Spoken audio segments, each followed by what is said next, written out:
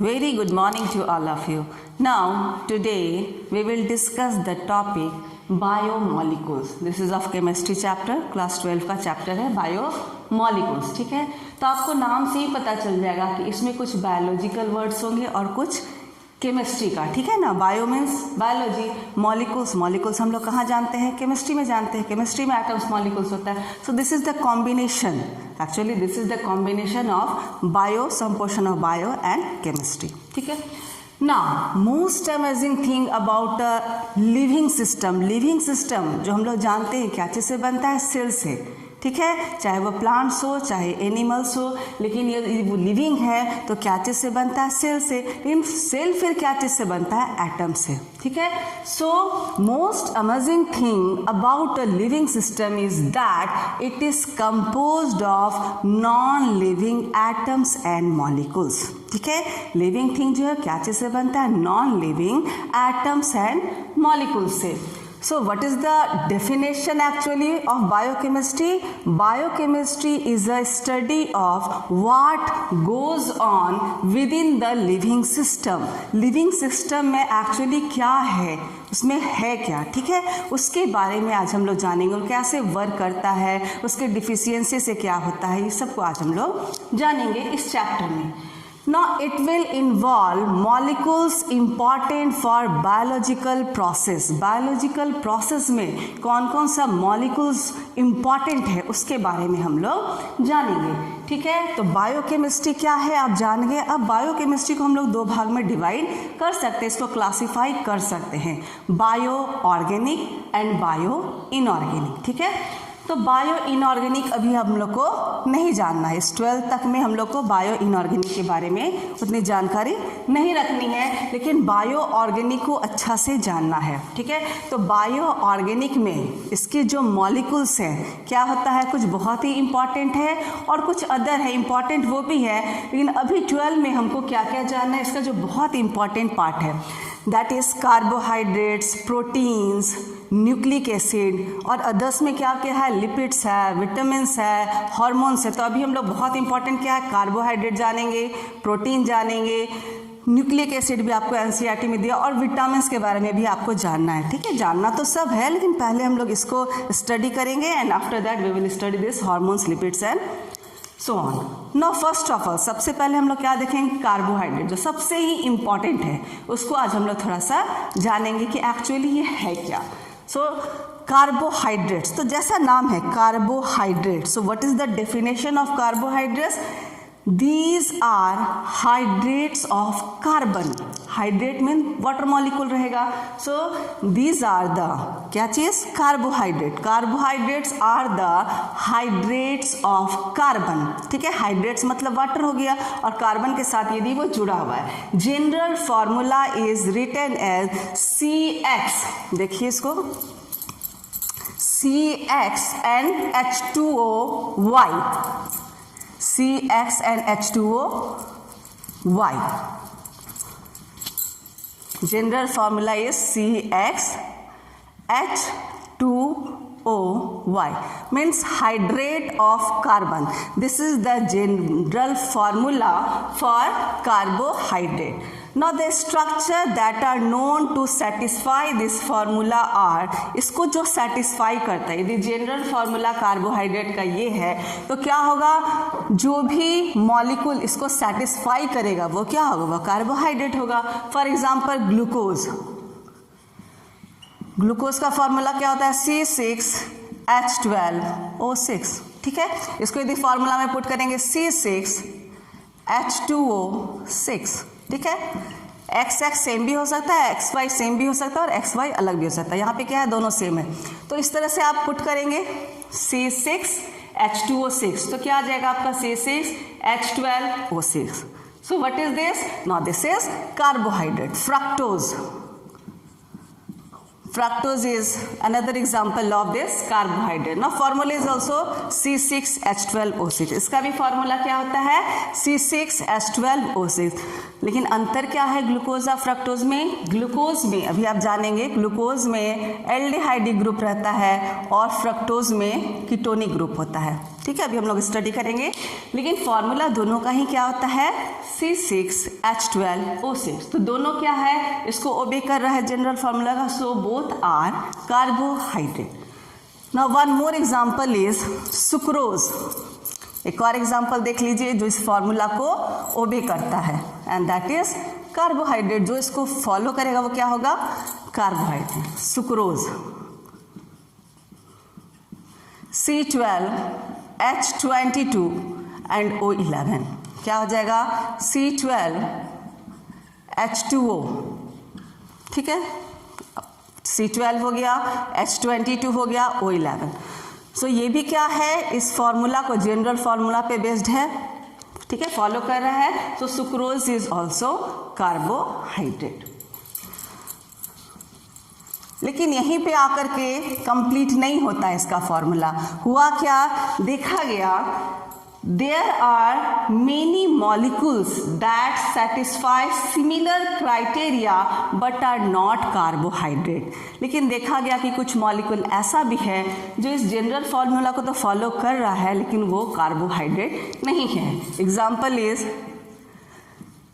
Acetic acid, formula is CH3COOH, ethanoic acid, other name is ethanoic acid. इसमें देखिए C कितना है, 2, hydrogen 4, O2, क्या हो जाएगा, C2H2O2। तो ये क्या है, फॉर्मूला पे तो बेस्ड हो गया, CXH2OY, इस पे तो बेस्ड हो गया, बट दिस इज एसिड, ये कार्बोहाइड्रेट कहाँ है, दिस इज एसिड। तो ऐसा भी कुछ मॉलिक्यूल्स है जो इस फॉर्मूला को फॉलो करता है लेकिन वो कार्बोहाइड्रेट नहीं है, ठीक है। और ऐसा भी कुछ मॉलिक्यूल है जो इस फॉर्मूला को ओबे नहीं करता है लेकिन कार्बोहाइड्रेट है। रैमनोज आपको भी दिखाते हैं, उसका एग्जाम्पल क्या है, there are lots of compound that do not satisfy the formula but are carbohydrate. जैसे है क्या, रैमनोज।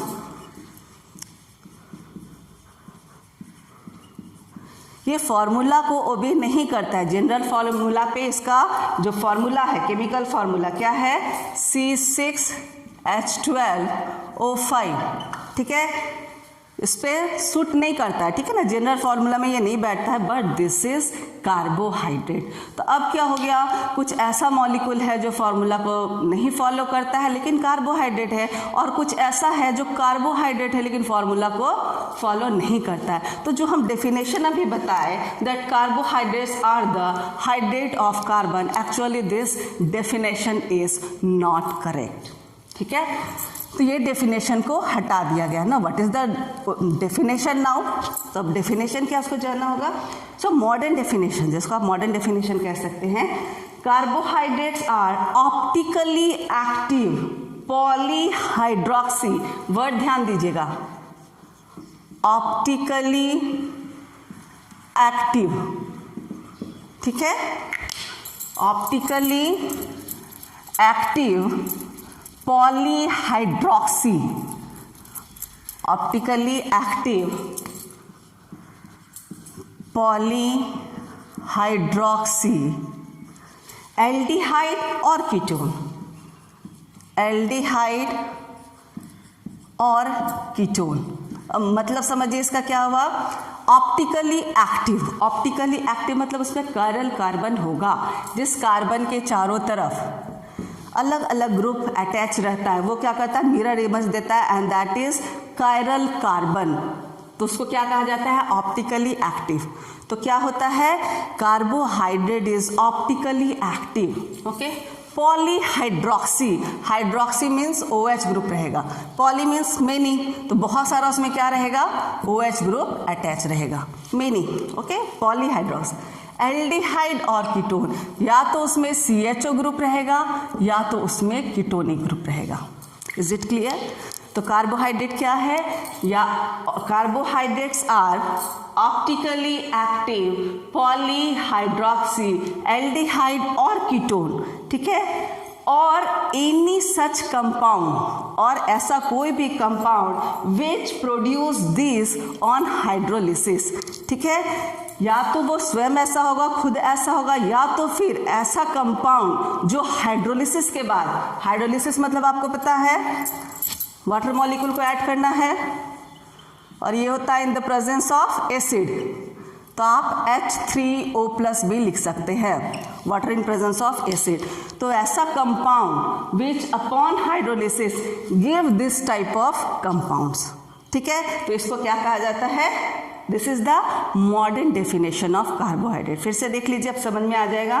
Carbohydrates are optically active polyhydroxy aldehyde और कीटोन, ठीक है, और any such compound which produce these on hydrolysis are known as carbohydrate.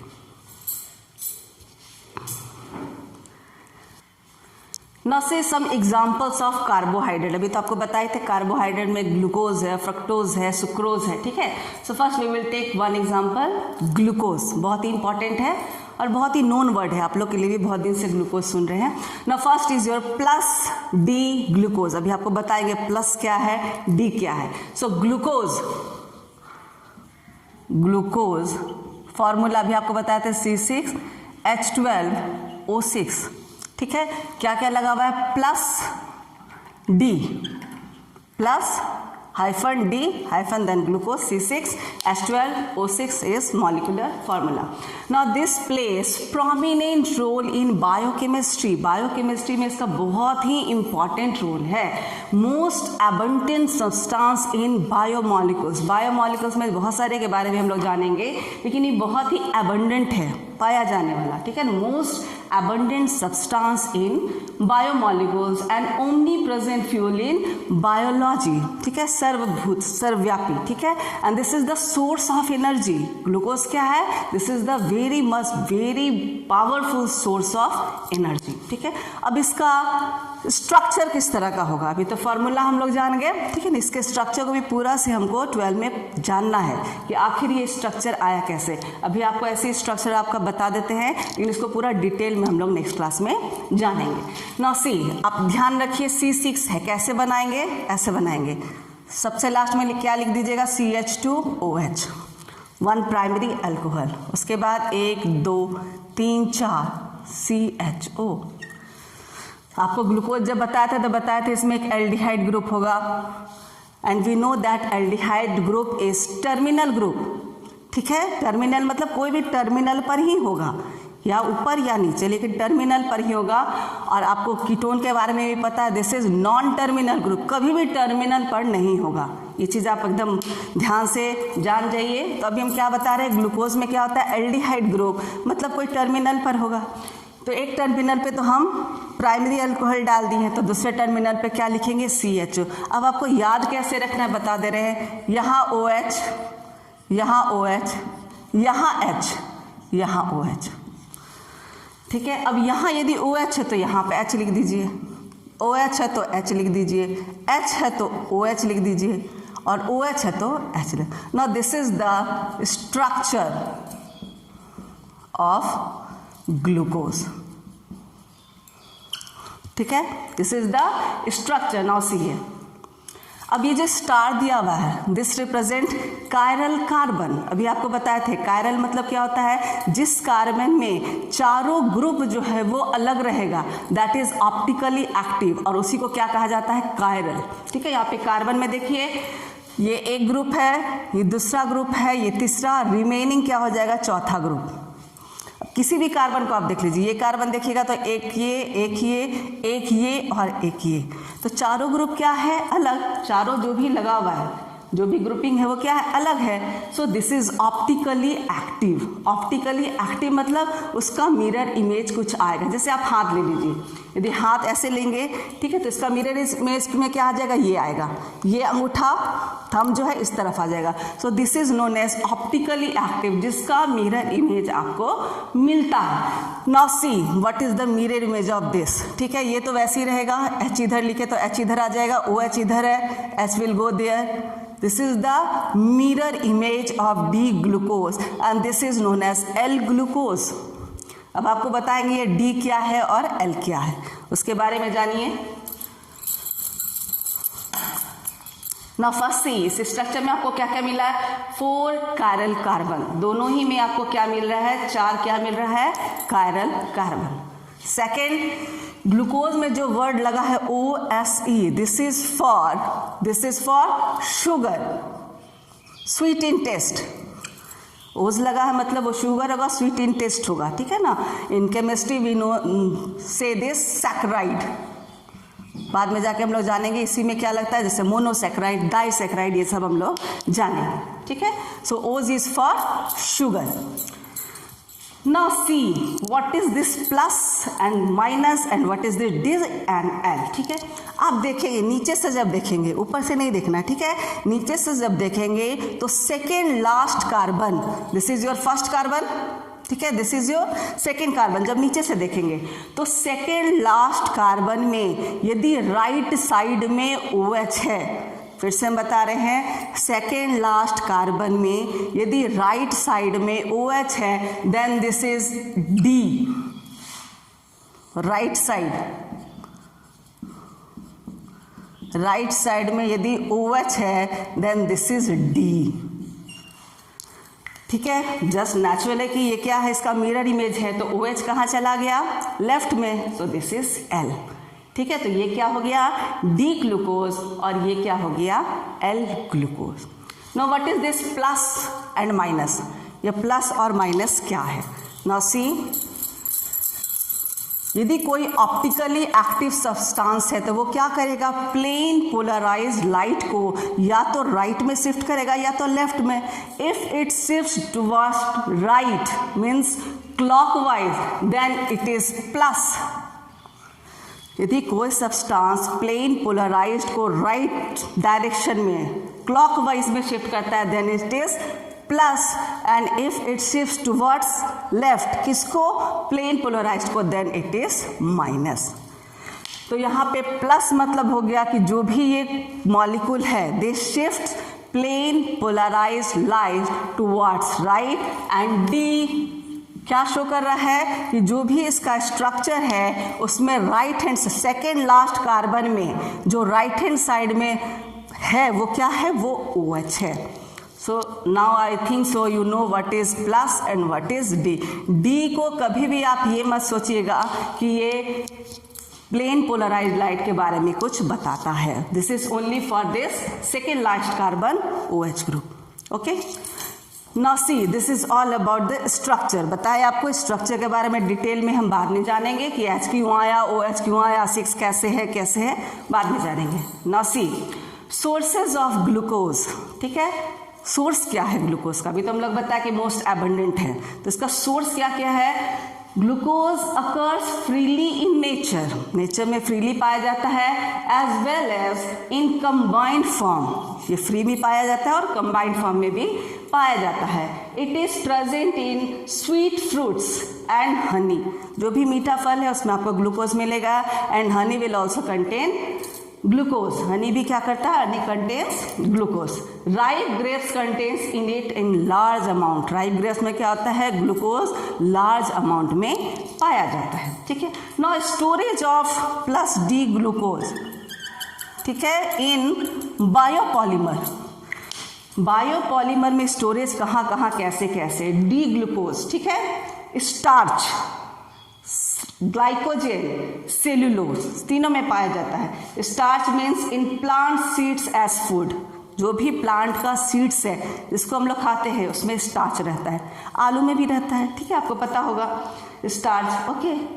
Glycogen, this is present in animal, ये क्या रहता है, present in plant, this present in animals. And third one is cellulose, frame structure, framework for structure of plant, cell wall, जो frame उसका रहता है उसमें क्या होता है, सेल्यूलोज पाया जाता है ना। Now glycogen is present in animals. अब ग्लाइकोजेन में देखिए animal starch, okay, animal starch contains glycogen, transported via blood stream, इसका ट्रांसपोर्टेशन होता है, transportation towards via blood stream, and this stored in liver, ये लीवर में स्टोर होता है, ठीक है। तो डी ग्लूकोज से आप कन्वर्ट कर सकते हैं इसको स्टार्च, ग्लाइकोजेन और सेलुलोज में, और ये रिवर्स भी हो सकता है, मीन्स स्टार्च, ग्लाइकोजेन और सेलुलोज से हम फिर से डी ग्लूकोज बना सकते हैं. So D glucose is interconvertible in starch, glycogen and cellulose. Okay, so this is all about the basic thing of carbohydrate, biochemistry and D-glucose. Now for detail must see my next video.